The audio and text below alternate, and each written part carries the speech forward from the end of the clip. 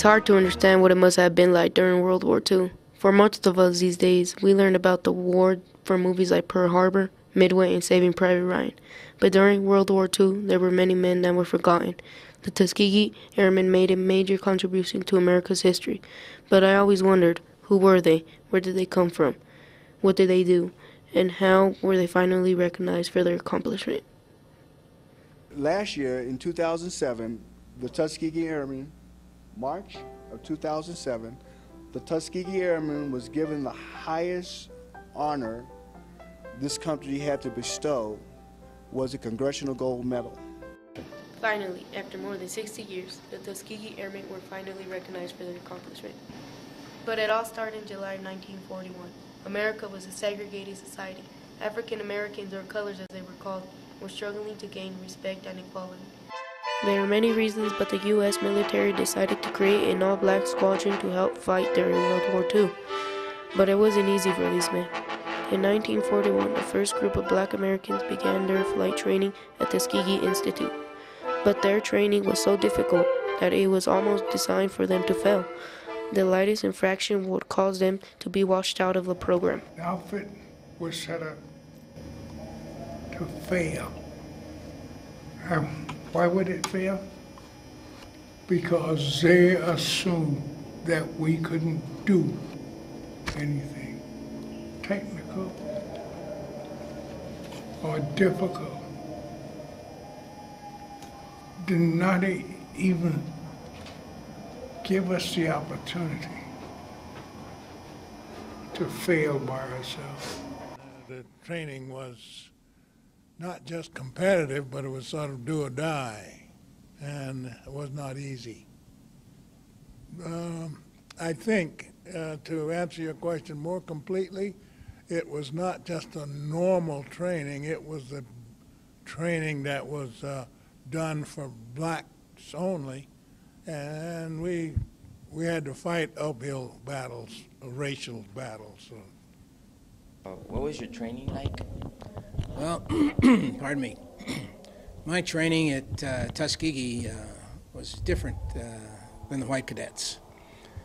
This program was designed to fail, so our training was different because they're trying to wash us out. Everything we did had to be precise. Come in for a landing, two-man gear and tail gear, touchdown on the numbers at the same time.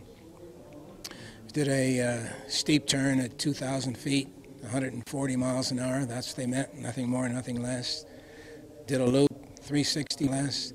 So everything we did had to be precise because they were trying to wash us out.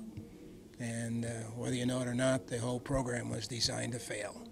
It was an experiment, but it was designed to fail. But we didn't let it fail. They could have easily said, enough of this. I'm not going to do it anymore. But because of their desire to fight for their country, just like everyone else, they stuck to it to a point where they have the award of not losing a bomber to enemy fire, any enemy aircraft fire. They also destroyed a destroyer during the war. That was a big thing. I think no airplanes had shot down a destroyer or destroyed a destroyer. So that's a record that they have. For me, the Tuskegee Airmen represent what you could do if you stick to your goals. That first Tuskegee class stuck with it and graduated. They had beat the odds. They knew what it meant for them and others like them. You felt a little under pressure. You figured that being an individual that had to succeed, because if you failed, it was not an individual failure, it was a ethnic failure. You had to at all times keep in mind that whatever you did was an emblem that the whole race had to wear. I guess that's the way I'd put it.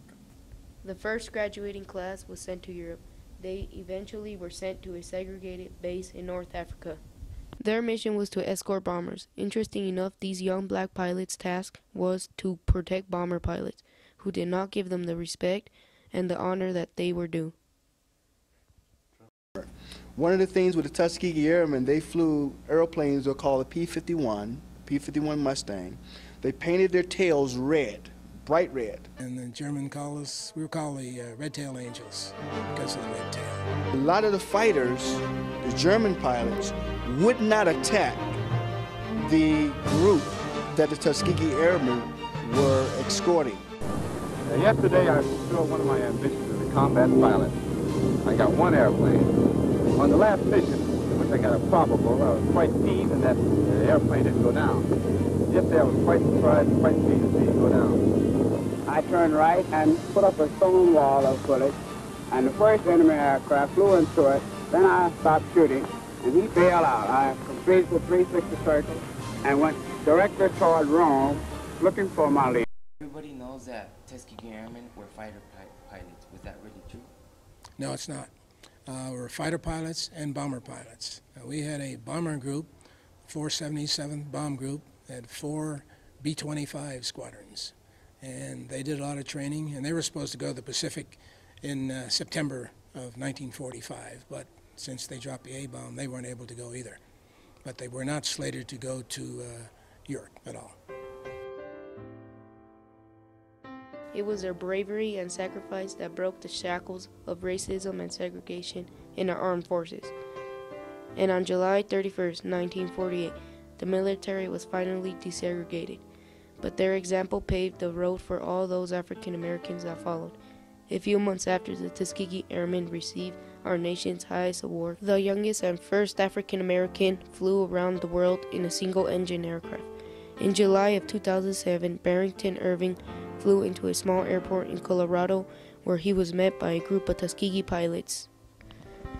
I was lucky enough to be there and witness our past meet our future. And what has this done for me?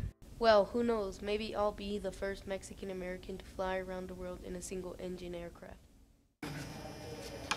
I have an expression. Number one, don't let anyone tell you what you can or can't do. If it's good. And if you decide this is what you would like to be, you stick with it. Don't let them change your mind.